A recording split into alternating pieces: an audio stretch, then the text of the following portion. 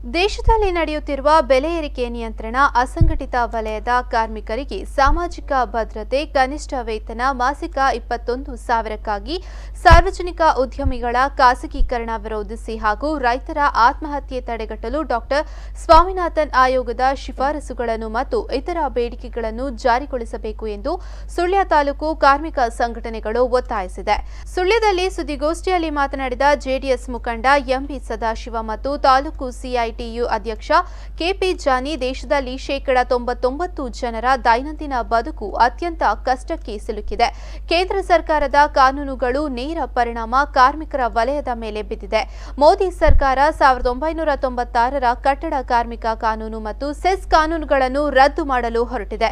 ಕೇಂದ್ರ ಸರ್ಕಾರ ಇದೀಗ ಸಾರ್ವತ್ರಿಕ ಸಾಮಾಜಿಕ ಭದ್ರತಾ ಸಂಹಿತೆ ಹಾಗೂ ವೃತ್ತಿ ಆಧಾರಿತ ಸುರಕ್ಷಾ, ಆರೋಗ್ಯ ಮತ್ತು ಕೆಲಸದ ಪರಿಸ್ಥಿತಿ ಕುರಿತಾದ ಕಾನೂನನ್ನು ಸಂಸತ್ತಿನಲ್ಲಿ ಅಂಗೀಕರಿಸಿದೆ.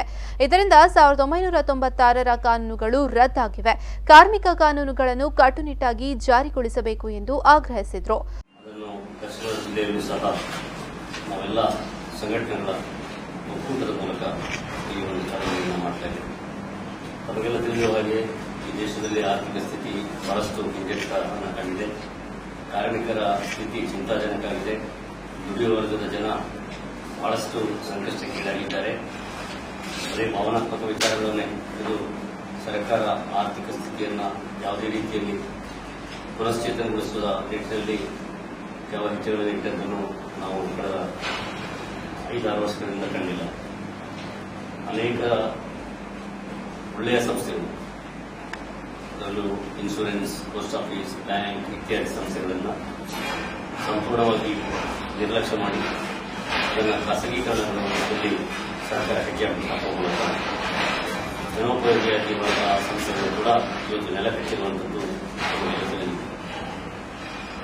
ಎಲ್ಲಿ ಹೂಡಿಕೆ ಮಾಡಬೇಕು ಆ ಹೂಡಿಕೆ ಮಾಡುವಂತಹ ಕ್ಷೇತ್ರಗಳನ್ನು ಅತ್ಯಂತ ಪ್ರಮುಖವಾದಂತಹ ಕ್ಷೇತ್ರಗಳನ್ನು. ಸುದ್ದಿಗೋಷ್ಠಿಯಲ್ಲಿ ಇಂಟಕ್ ಕಾಂಗ್ರೆಸ್ನ ಶಾಫಿ ಕುತ್ತಮೊಟ್ಟೆ, ಕಟ್ಟಡ ಕಾರ್ಮಿಕ ಸಂಘಟನೆಯ ಗುರುವ ನೆಲ್ಲಿಕುಮೇರಿ, Shridhara K K, Chandrashekhara K T, V R Prasad ಮೊದಲಾದವರು ಉಪಸ್ಥಿತರಿದ್ದರು.